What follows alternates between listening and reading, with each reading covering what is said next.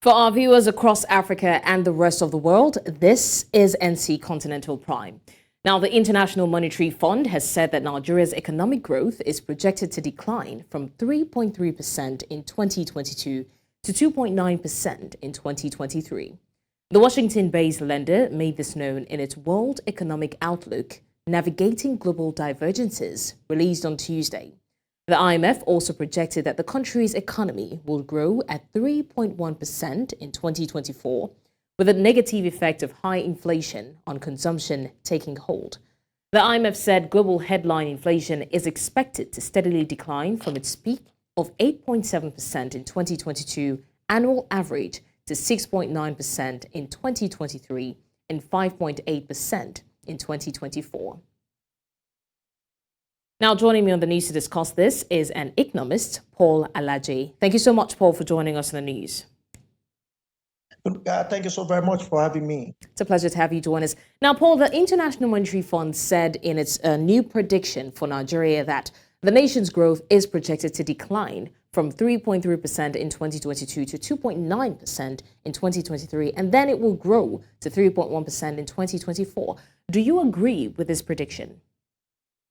Well, what most other organizations, including PwC, a number of days ago, I think a couple of days ago, PwC has also released a similar report showing that Nigeria growth rate will decline. In fact, not just to 2.9%. To them, according to PwC, is going to be 2.8%, while IMF is saying 2.9%. Other institutions have also released reports, including us. I think what we all agree on, all the global economists and researchers around the world, what all of us are saying is that Nigeria's growth rate is expected to go below 3%. And it's right, because even if we say we have experienced growth, inflation at 25.8% is high. And this is true for most African nations, from Egypt, which of course is having very high inflation, to South Africa, to Kenya, to many other countries in Africa. So I agree to a large extent with IMF, and I can say that even the projection that IMF is presenting is highly charitable. As when you look at the policies of government today, because government need to save the soul of government funding, that has led to a number of increase in commodity prices, and these have implications on inflation. So when you're measuring the real GDP, you need to make provision for inflation. Inflation is over 25% year on year. That means we have lost 1/4 of the value of our economy to inflation in the last 1 year alone. So IMF is so right, because when you make provision for inflation, you know that no matter what the growth is expected to be, inflation will take a large chunk of it. And when you look at what IMF also reported, global inflation figure expected to decline. In fact, it should have declined further if most African economies had performed better.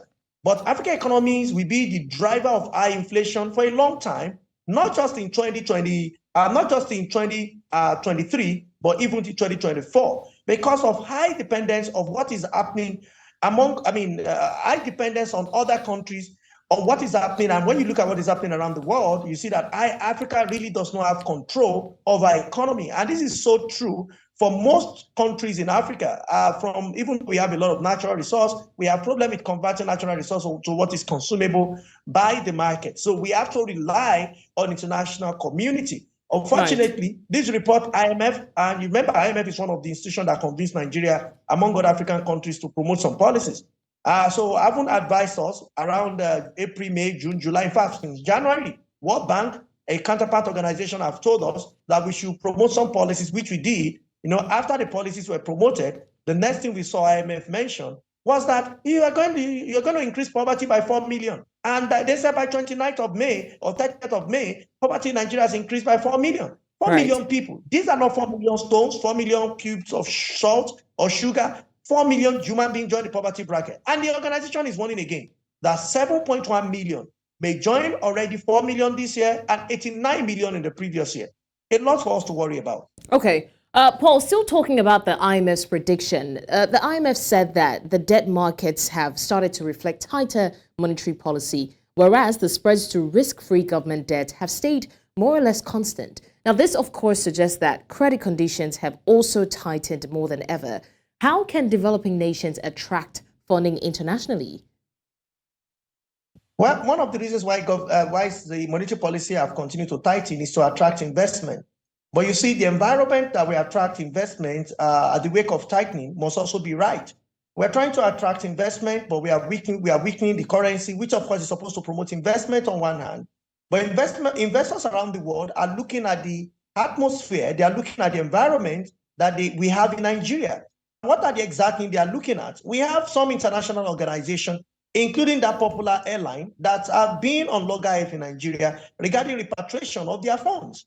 And if we don't allow these people to repatriate their funds, even if we made the value of Naira to be $1,500, the question is, can he effectively help us to come out of the woods for integrity of our nation to be intact? I'm afraid if we don't make all of these to happen by making sure that when we give promissory notes to nations, they are able to come back to Nigeria and have their money back. So to me, some policies we need to look at the effects, the negative impact, as much as we are hoping to a positive impact of all of them at the end of the day.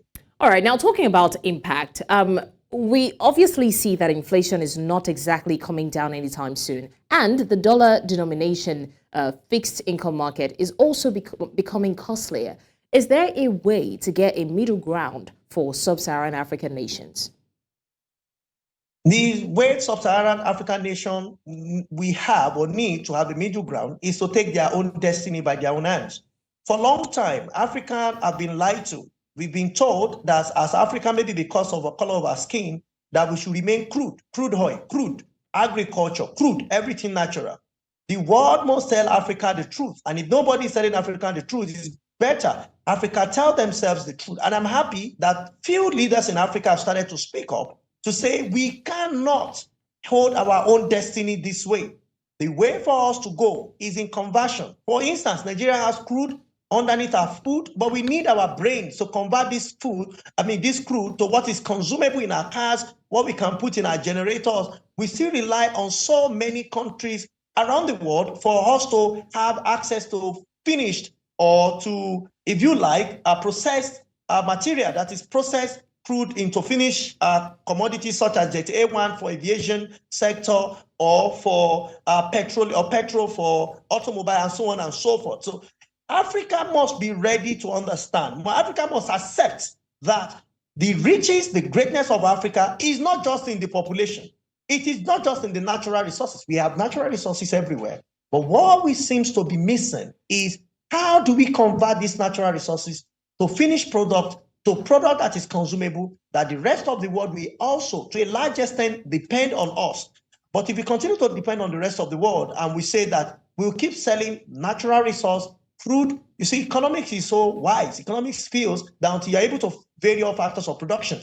Land includes crude in economics concept, strictly economics. Agriculture is land, everything. So what we are doing is that we are not moving from primary level of production. We are not transcending or graduating into secondary. Another thing Africa wants to do is to jump from primary to tertiary. Meanwhile, we need to follow the process, primary, secondary, and tertiary. So where we need to engage labor, the bulk of development of Africa will be in secondary, which includes construction, which includes manufacturing, which includes processing, and so on and so forth. And I spoke with your colleagues a number of days ago, where I gave an instance to him that Germany, being the largest country in Western Europe, is not known for German farm, but German machine. And if you look at China, India, what all of them are looking at is technology, as much as they're also looking at equipment. But for Africa, we have been told we should remain crude.